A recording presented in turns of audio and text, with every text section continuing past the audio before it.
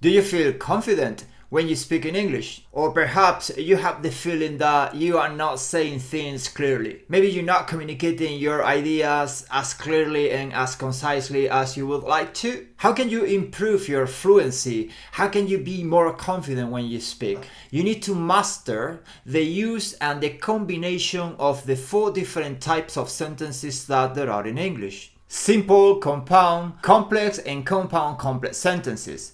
But not only that, you also need to be very clear on how to connect those sentences with the right connectors, conjunctions, or conjunctive adverbs. We are going to look into the different types of sentences, the different types of connectors that you can use, and I'm going to give you some examples so you can start practicing this technique. If you practice this a lot, you are training your brain to process these sentence patterns, and therefore you are training your brain to think in English without thinking.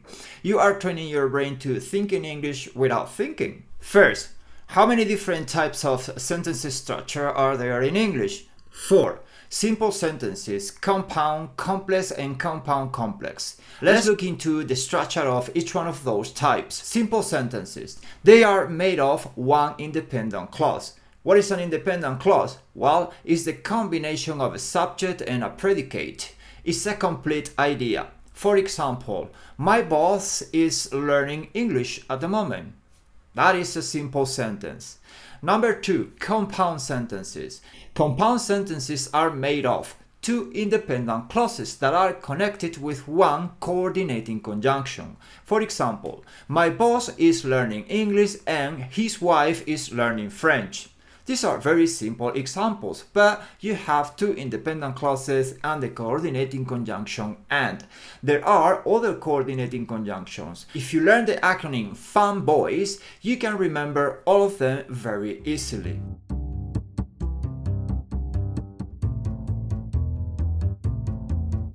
Complex sentences. What is the structure of a complex sentence? Well, you have to have one independent clause and one dependent clause. The dependent clause is dependent because it has a subordinating conjunction. It is because of the presence of the subordinating conjunction that the dependent clause doesn't have a meaning on its own.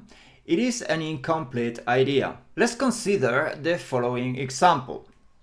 Because I didn't prepare properly for the presentation, I am going to perform poorly. In this example, because I didn't prepare properly for the presentation is the dependent clause, which has the subordinating conjunction because attached to it. I am going to perform poorly is the independent clause. It has a meaning on its own. The subordinated clause, because I didn't prepare properly for the presentation, needs the independent clause. I am going to perform poorly. And both together create a complex sentence with a relationship of cause and effect. The cause is that because I didn't prepare for the presentation, and the result is that I'm going to perform poorly. There are other kinds of relationships that subordinating conjunctions establish: concession, contrast, etc. What about compound complex sentences? Well, in this case, you have to have one dependent clause and a minimum of 2 independent clauses. Let's have a look at some examples so we can illustrate this. Because it is very sunny today, I am wearing my sunglasses. I am also wearing very comfortable clothing, summery clothing. In this case, because it is very sunny today, is considered to be the dependent clause, where we have the subordinating conjunctions because. I am wearing my sunglasses and I am wearing very comfortable clothing are the 2 independent clauses. So what we have is one dependent clause and 2 independent clauses. Sorry, but it's super sunny. Oh, Jesus Christ. It's actually blinding. Much better. Next, I would like to talk about the different types of connectors that there are in English.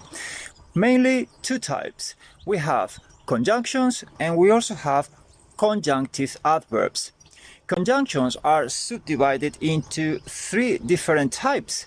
We have coordinating conjunctions, subordinating, and also correlative conjunctions. So, we have 3 different types of conjunctions, but how many different types of conjunctive adverbs do we have?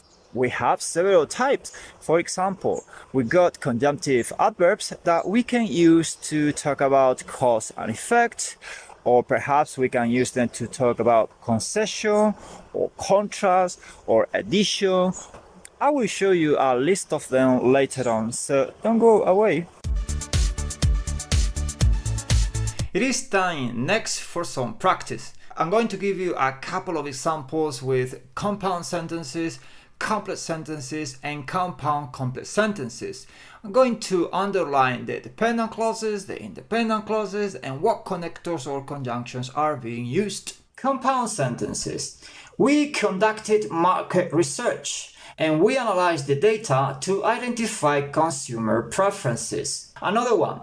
The company launched a new product, so it invested heavily in marketing campaigns to create awareness. Complex sentences. Although the sales figures were promising, we decided to conduct a thorough cost analysis before expanding production. Another sentence. When the project is completed, we will present the findings to the board of directors for their approval. And now it's time for the compound complex sentences.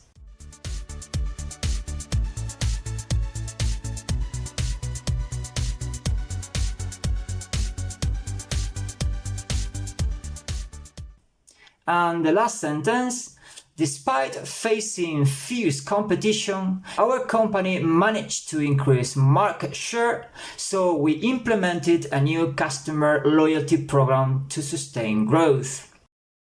As I promised you earlier, this is a list with the different types of conjunctions and connectors that there are in English. They are categorized depending or according to their function. I mean, whether they are used to talk about contrast or concession. For a detailed use of the conjunctions or the conjunctive adverbs, don't forget to check my videos. I have some tutorials where I explain how to use therefore, nevertheless, however, whereas. Have a look and watch them.